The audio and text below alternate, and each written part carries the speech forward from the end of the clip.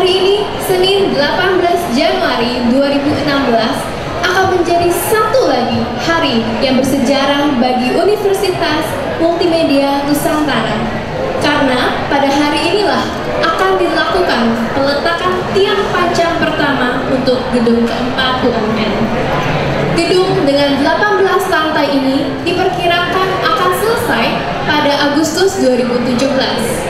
Untuk mengawali hari yang bersejarah ini, marilah kita mengundang Bapak Irwan Utama selaku Komisaris Kompas Gramedia untuk memberikan kata sambutan. Silakan, saya persilakan.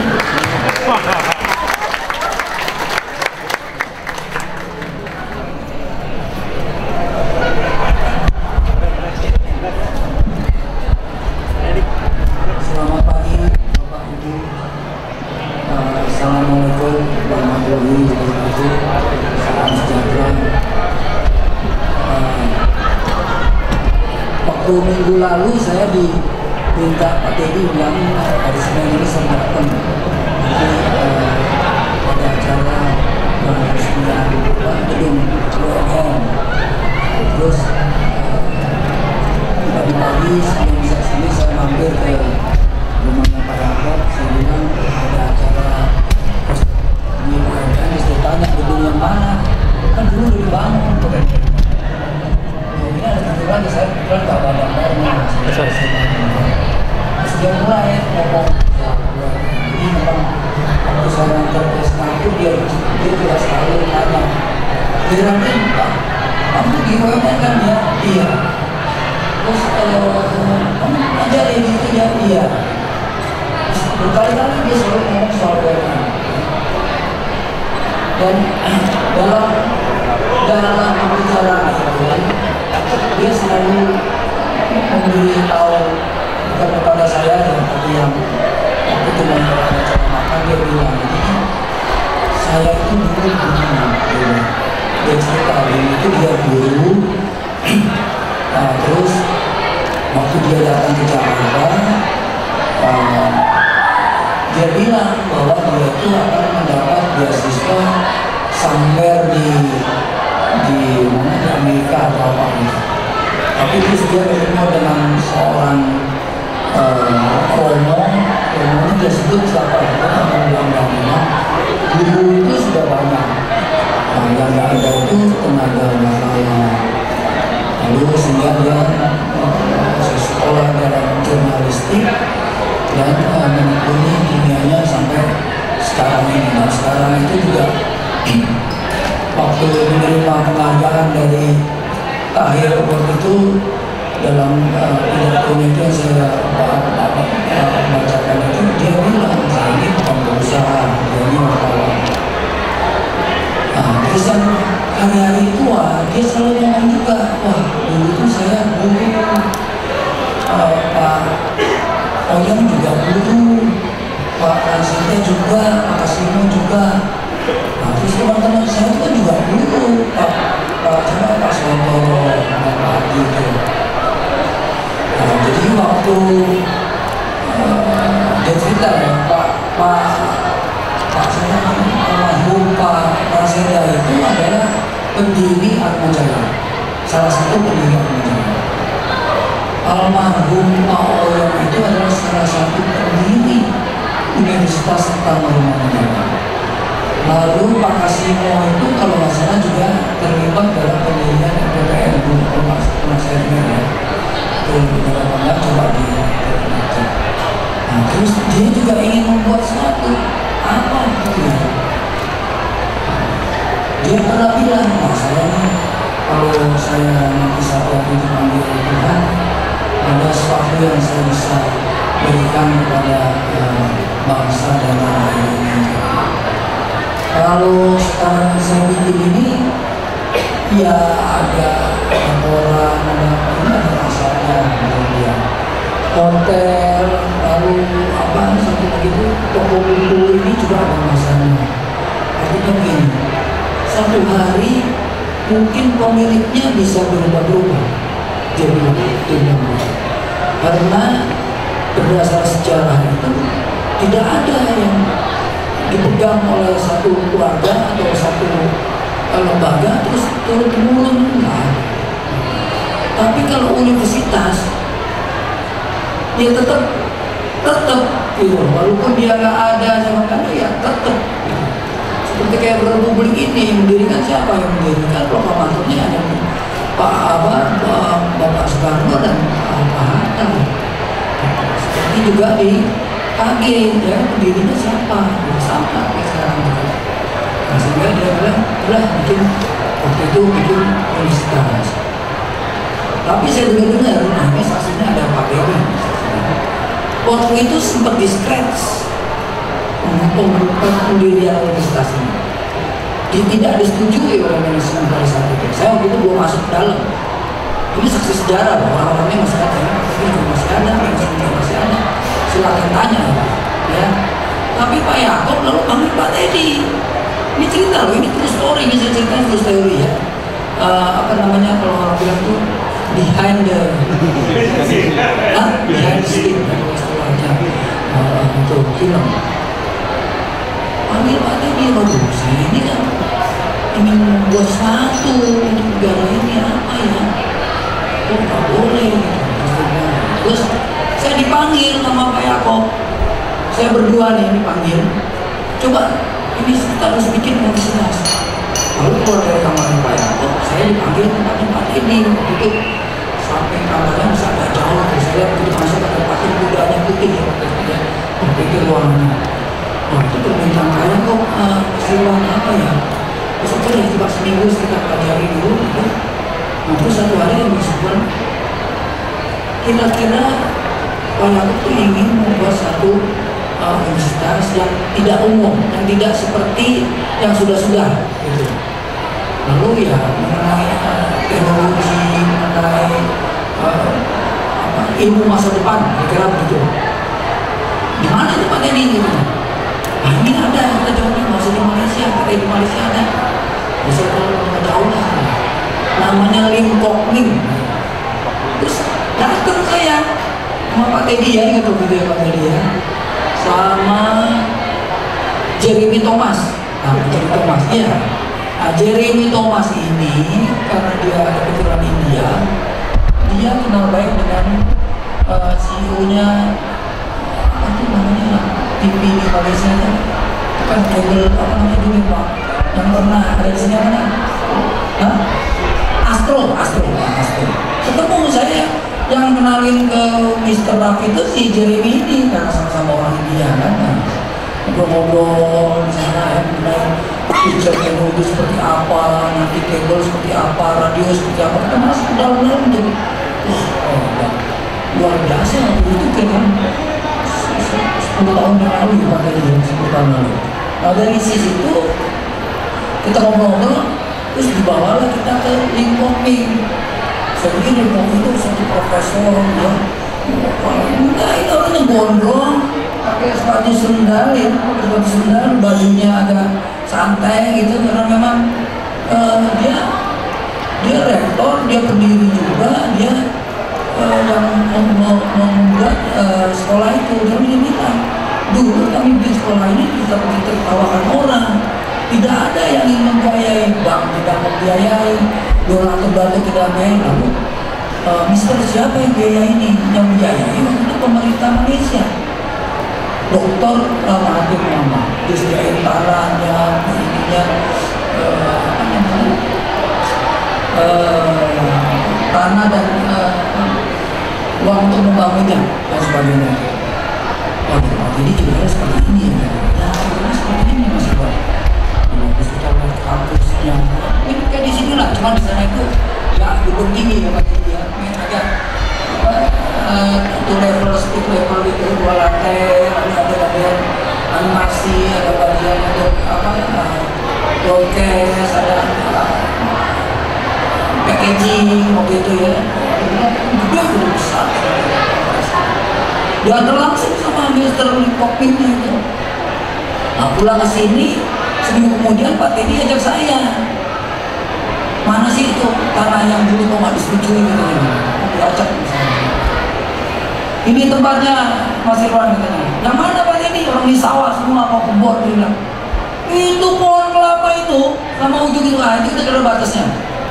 Waktu kita berdiri ini belum berupa jalan, belum, masih tanah. Wah, Pak Teddy, apa yang bisa?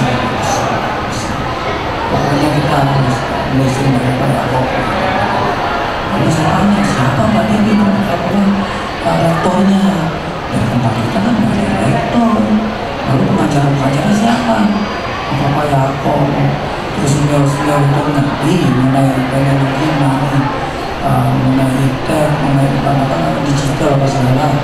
Ya itu sudah jalan aja lah. Terus jalan-jalan, saya percaya ketemu dengan siapa itu? Ya Pak Yanus dulu. Pak Yanus cerita mengenai ininya dia apa segala gitu. Nah, terus ya udah kita jalanin gitu. Nah, waktu itu blessingnya langsung dari Pak Yakob. Karena waktu itu sebagian manajemen tidak setuju, masih nggak setuju itu. Saya tahu kok nggak setuju itu. Ya kalau tiba-tiba sekarang bilang setuju nggak ngerti juga saya. Pokoknya saya masuk orang yang tahu itu sejarahnya itu. Sampai akhirnya seperti ini. Jadi coba bayangkan Bapak Ibu, orang seperti kayak Pak Yakob, orang dari Boro ya, tapi dia bisa melihat sesuatu, terus dia bilang, ini pasti bisa. Walaupun orang-orang di sekelilingnya dia waktu itu tidak setuju. Bahkan saya dengar waktu itu suruh jual, betul nggak Pak Teddy? Suruh jual katanya, nah, kita bukan di bidang pendidikan, di bidang apa gitu. Tapi ternyata sekarang, coba bayangin, tadi barusan saya ke toilet sana ya, luar biasa. Ini kalau Pak Yakob datang ke sini, saya rasa dia akan keluar air matanya. Karena apa? Karena cita-citanya jadi. Dia bisa membuat sesuatu yang bukan seperti Atmajaya, bukan juga seperti Tarumanegara, bukan juga seperti LPPM. Tapi ini hal yang baru buat dia. Dan ternyata ya ada orang yang mengerti iptek dan sebagainya. Buktinya ada Pak Dr. Nino, ada Pak Andri. Ya beliau-beliau ini yang menanamkan nilai-nilai yang dari Palmerah itu ke sini. Universitas ini bukan modalnya, siapapun bisa bikin. Ya kan, hampir semua developer sekarang bikin universitas, coba. Ya bikin aja gitu. Just kalau orang bilang just another mall gitu, just another university gitu. Tapi ini tidak loh. Saya lihat tadi bersih. Gak ada air bercecer-ceceran di toiletnya Pak Teddy. Dan saya lihat itu tetap bersih, gak ada coret-coretan. Ini kan nilai-nilai yang diwariskan oleh para pendiri di lembaga ini. Bukan sekedar gedung gede dengan AC ya kan. Ininya DCM, terus kontraktornya portal, bukan. Bukan, kalau itu semua orang bisa bikin kok. Punya uang di tanah bangun bisa. Cita-cita Pak Yakob bukan itu saya rasa. Coba cita-cita Pak Hoyong waktu mendirikan itu, Untar juga. Kan pasti seperti kayak Pak Yakob. Kalau dia sekarang tahu, mohon maaf ya, lembaganya yang pernah dia bikin itu sekarang uring-uringan, ya kan? Coba nggak nangis dia. Nah, ini yang harus kita jaga sekarang. Jangan sampai nanti Pak Yakob nggak ada juga. Ini seperti kayak apa aja ya, ribut, jangan. Nggak ada itu. Bisa nggak kita menjaga itu? Kalau pertanyaan ditanya ke saya, ditanya bisa nggak Irwan bisa menjaga itu? Wah kalau sendiri pasti nggak bisa saya. Kalau hanya mengandalkan kekuatan manusia, nggak bisa, pasti itu nggak bisa. Lalu siapa? Ya kita ini. Nah pernah nggak kita berpikir, mumpung orangnya masih ada loh, Pak Swantoro masih ada, Pak Yakobnya masih ada, diajak bicara lah, senior-senior itu, bikinlah buku putihnya. Apa sih yang dia mau pendidik apa warisan mengenai pendidikan itu seperti apa. Kalau untuk kewartawanan oke lah, 50 tahun dia udah bikin itu. Kalau dibilang sukses ya itu udah dapat penghargaan macam-macam dan sebagainya. Saya termasuk orang yang berterima kasih kepada lembaga itu, karena saya sekolah, minum susu, apa semua itu karena dari uang di situ, uang gajinya Pak Yaakob yang bisa membiayai saya sekolah itu. Tugas saya apa sekarang? Tugas saya menjaga lembaga itu tetap harus ada. Seperti ini sekarang. Saya berdiri sini itu bukan untuk apa-apa, untuk menjaga nilai-nilai itu. Dan tugas kita bersama. Tadi saya bilang sama Pak Teddy sama Pak Arif, coba kita harus bikin beda dengan yang lain. Ya, ini universitas universal. Tidak ada berbau agama, tidak ada berbau etnis, ya. Ini universal. Siapapun, agama apapun juga, suku apapun juga boleh di sini. Kita boleh tampung semua warga, anak bangsa, warga negara yang manapun. Tapi jangan lupa, kita juga harus mendidik orang-orang kita di KG itu. 21.000 warganya KG itu. Pernah nggak kita berpikir anak-anaknya? Pernah nggak kita berpikir cucu-cucunya? Mosok mereka harus sekolah di universitas lain, institusi lain? Kita punya kok di sini. Pernah nggak kita bicara itu? Nah ini Pak Teddy harus kita pikirkan Pak Teddy. Kalau perlu dalam 1 tahun itu kita harus rekrutmen jelas. Kalau nggak mampu kasih beasiswa Pak Teddy. Ini orang tuanya udah berpuluh tahun bekerja sama lembaga itu. Masa anaknya nggak bisa sekolah di sini hanya karena biaya, hanya karena jauh pokoknya tempatnya. Orang tuanya tinggal di Bekasi sana, waduh anak saya nanti naik apa? Maksud kita nggak bisa Pak Teddy. Pendidikan itu juga harus dari dalam menurut saya. Ini saya ngomong Pak Teddy karena Pak Teddy ketua yayasannya, ya kan? Berat tugasnya Pak Teddy, tugasnya Pak Nino apalagi, ya kan? Saya lebih sekarang ini Pak Yaakob ya lebih senang bicara mengenai UMN. Karena ini dia tahu, dia bilang ini akan ditinggalkan untuk bangsa ini. Nah, dia bilang, dia tanya, wah itu anak-anak kita ada nggak yang sekolah sana? Ada Pak. Tadi saya tanya Pak Teddy ada nggak? Tahun lalu 30, ada 30. Kalau bisa ditambah Pak Teddy. Kalau nggak ada biaya ya, dikasih. Gitu. Nah ini saya rasa pesan-pesan dari orang tua kita, pesan-pesan dari senior-senior kita. Di sini senior kita ada Pak Nino, ada Pak Andri ya. Kalau bertanya mengenai nilai-nilai KG ini, beliau-beliaunya tahu benar. Dari awal dia tahu benar. Zamannya beliau-beliau ini mungkin masih naik Vespa Lambretta kali. Iya, kalau sekarang saya turun dari Palmerah tuh datang wartawannya apa segala. Udah bawa mobil pakai AC. Dulu enggak. Pakai Lambretta Vespa. Ini Pak Suwantoro boncengin 5 anak pakai Lambretta. Lambretta kan joknya enggak panjang nih. Kalau Vespa kan 1 juga, ya kan. Kalau Lambretta ada banyak gitu. Mungkin dia masih di depan itu kali ya. Berlima itu. Ya itulah. Ini lembaga ini dibikin bukan tiba-tiba ada. Pendiri kita ini bukan pengusaha. Orang sederhana, menurut saya bukan sederhana, sangat sederhana. Jadi berpikirnya juga sederhana. Nah coba nilai-nilai itu yang harus kita pelajari. Nilai-nilai itu yang harus kita teruskan. Caranya apa? Bikinlah buku putihnya, bikinlah Al-Qur'annya, bikinlah Bible-nya. Sehingga apa? Kalau kita nggak ada, buku itu yang menjadi panduan. Pak Yaakob udah 85. Saya udah dikit lagi 60. Lalu yang lain-lain juga sedikit lagi habis. Tapi buku itu dan secara fisik, ini fisik. Yang penting tuh di dalamnya, manusianya. Kalau fisik semua orang bisa bikin. Nah, coba kita bikin itu. Supaya nanti kalau saya tua, saya dengar dari orang, wah, UMN hebat. Gaji dosennya paling tinggi di Indonesia. Kesejahteraannya paling tinggi juga di Indonesia. bukan di Jakarta, di Indonesia. Dan itu sudah dilakukan oleh Pak Yakob dan Pak Oyem terhadap lembaganya. Wartawannya nomor 1. Wartawan Kompas adalah kesejahteraan semuanya itu diperhatikan. Dibandingkan dengan yang lain nomor 1. Kalau Pak Oyem, Pak Yakob bisa melakukan di Palmerah, kenapa juga tidak nilai-nilai itu bisa juga dilakukan di sini?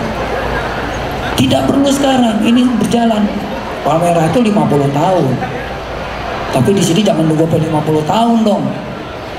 Ya kan? Nah, kalau bisa, coba ini nih.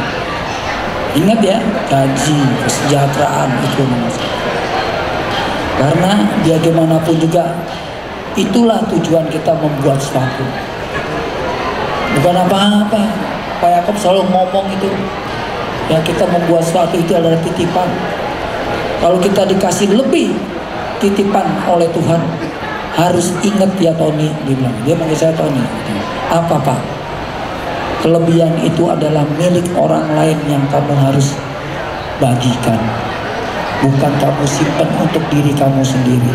Bukan untuk kamu simpan keluarga kamu, anak kamu, cucu kamu. Tidak. Itu adalah milik orang lain yang harus dibagikan. Ini pesan Pak Yakob. Dan saya akan menjaga nilai-nilai itu. Kalau kita ada kelebihan di sini, lembaga ini menjadi besar, ada dananya besar, masih banyak orang di sekeliling ini, di desa ini, mungkin di tempat lain yang butuh bantuan supaya juga bisa mengenyam pendidikan di sini. Artinya apa? Artinya lembaga ini diberi titipan lebih oleh Yang Maha Kuasa, harus didistribusikan secara benar dan bertanggung jawab. Sekian, terima kasih. Wassalamualaikum warahmatullahi wabarakatuh.